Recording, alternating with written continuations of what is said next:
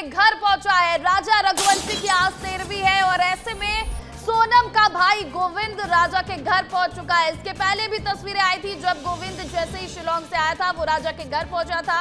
उसने राजा की मां से और भाई से मुलाकात भी की थी, लेकिन आज राजा की 13वीं पर भी सोनम का भाई गोविंद राजा के घर पहुंचा है, जबकि राजा के परिजनों का सीधे तौर पर कहना था कि वो बिल्कुल नहीं चाहते कि सोनम का भाई राजा की 13वीं में आए।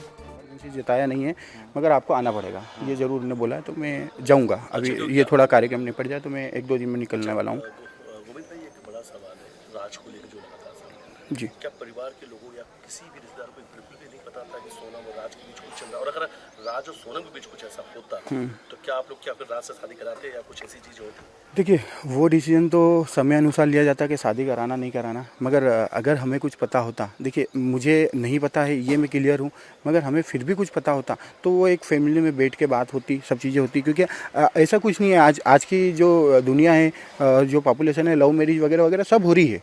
ऐसा कोई मतलब कोई बड़ा विषय नहीं है, लव मैरिज करना कोई कानूनी अपराध भी नहीं है, तो कर सकते थे, मगर वो डिसीजन जब पता होता तो करते। तो ऐसा लगता है कोई कास्ट का इशू था, आपके जो पिता है, परिवार जो सख्त था?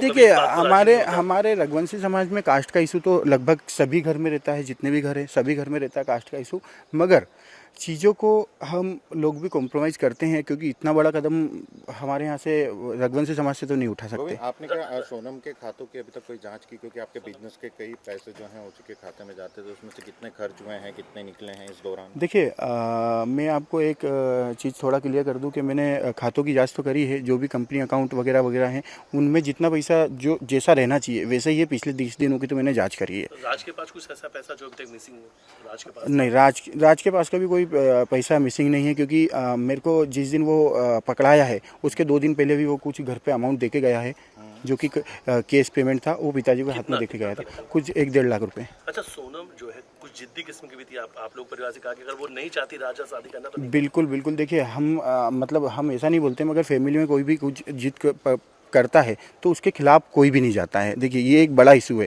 शादी करना मतलब पूरा जीवन निकालना है, तो हम जरूर सोच समझ के ही करते हैं। किसके पहले देखा था सोनम ने? कितने लड़कों की आप लोग? देखिए, सोनम ने तो किसी लड़कों को नहीं देखा है, हमने रघुवंशी रिश्ते ऐप पे देखा था, तो हमने काफ़ी मतलब 5-6 या 10 लड़के भी हो सकते हैं जो हमने देखे हैं। कुछ लोगों के साथ कुंडली नहीं मिली थी, कुछ मंगले थे, मगर उनका हमको परिवार समझ में नहीं आया, तो उस हिसाब से राजा की शादी के लिए हाँ बोल दिया तो बड़े आसानी से सोनम ने? हाँ, राजा की शादी के लिए राजा और सोनम की दोनों की एक पर्सनल मीटिंग भी कराई थी, जिसमें उनने हाँ बोल दिया था कि दोनों को एग्री है। हमने 2 दिन वेट भी करा था, इनकी तरफ से, लड़के वालों की तरफ से भी 2 दिन बाद ही जवाब आया था, हमारी तरफ से 2 दिन बाद ही जवाब आया था। आप जब से इंदौर आए, आपने अपने परिवार से मुलाकात की? क्या आपने राज के परिवार से भी मुलाकात की? नहीं, अभी तक तो उनसे कोई मुलाकात नहीं हो पाई, क्योंकि मुझे उचित नहीं लगा कि अभी उनसे मुलाकात करके करना क्या, मतलब पूछना क्या है मुझे।